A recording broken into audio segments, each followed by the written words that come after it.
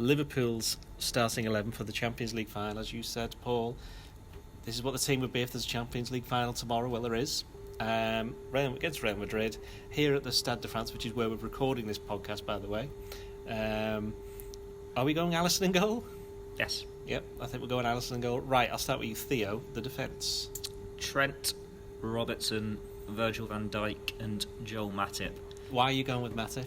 He's got the experience, he's been in a Champions League final before and won it, and Konate had a couple of mistakes in him that have led to goals in the semi-final against Wolves last weekend. I know he's got that pace, he's got that bit of power, but I just keep leaning towards Matip's experience. I think I've done that pretty much every time we've been asked to pick a team.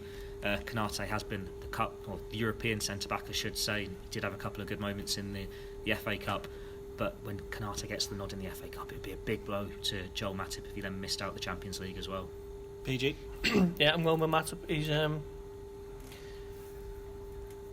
I think he's better than Konate, and that's no slight on Konate. He's only just turned 23 and he's had a superb debut season at Liverpool, and he will be one of Europe's top defenders, I'm sure, but I just think Matip has the experience just to come in and it's kind of a seamless partnership with Van Dijk, isn't it? So yeah, Matip gets the nod.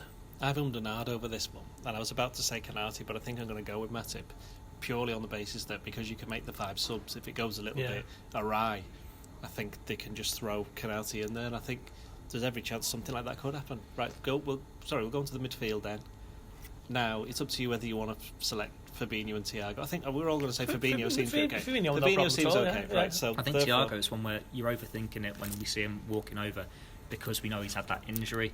Like when you see that big hug he gives one of the staff members, that could just be thank you for getting me fit for this Champions League final. But then he heads towards the tunnel. It could just be we're overthinking it. But then it's the last game of the season. You just take a painkilling injection or something. You don't going to want to miss a Champions League final. If you're fit enough to be involved, you're fit enough to start. Yeah, I agree. I think there was a quote from Luis Diaz a few weeks ago, and he said, "You don't think about fatigue if it's the final. You just fight and you go for it." And I think Thiago will have a similar mindset. He obviously couldn't play the Carabao Cup final, could he? Because he dropped out in the warm-up.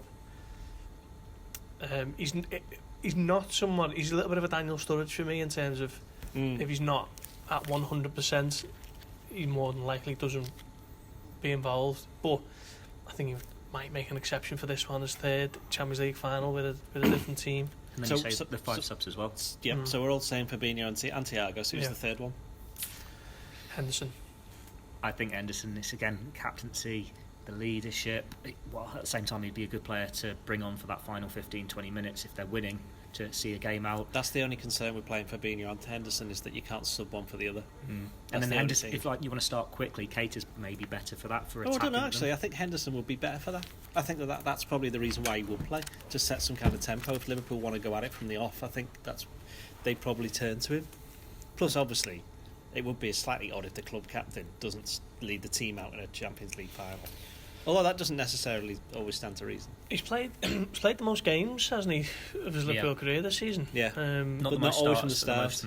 Yeah, but that kind of shows you how well he's done to keep fit, because he's had injury problems throughout his career, hasn't he? And the fact that Liverpool have got so many options in midfield as well. So he didn't start all the Wembley games though, did he? He started the 2 finals, but he didn't start the semi-final. No, semi-final Liverpool played really well, didn't he? With Keita in there alongside Thiago, and I think at that point I was starting to think maybe this is Liverpool's first choice midfield, but I don't know. I just think he just offers a little bit more security, Henderson, and he'll be able to get about Modric a little bit better than Keita would.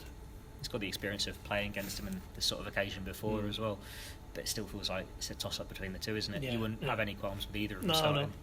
On the forward line, are we all going Diaz on the left, Salah on the right, and Super Sadio? Mane in the middle, the future Bayern Munich player in the middle. The Robert Lewandowski replacement down the middle. Yeah, replacing him with Lewandowski, that'd be interesting. It's not just let Bayern come in and go, well, can we have... Funny how quickly that's become Liverpool's main front three, isn't it? It felt like for so long you were thinking, oh, well, Jota's ahead of Firmino now, and then Diaz just come in, and now Liverpool have just got a new front three. Hope it's not going to be next year. Hope it's not going to be the last time we see it, but we'll be sure to ask Sadio a full time in the mix zone.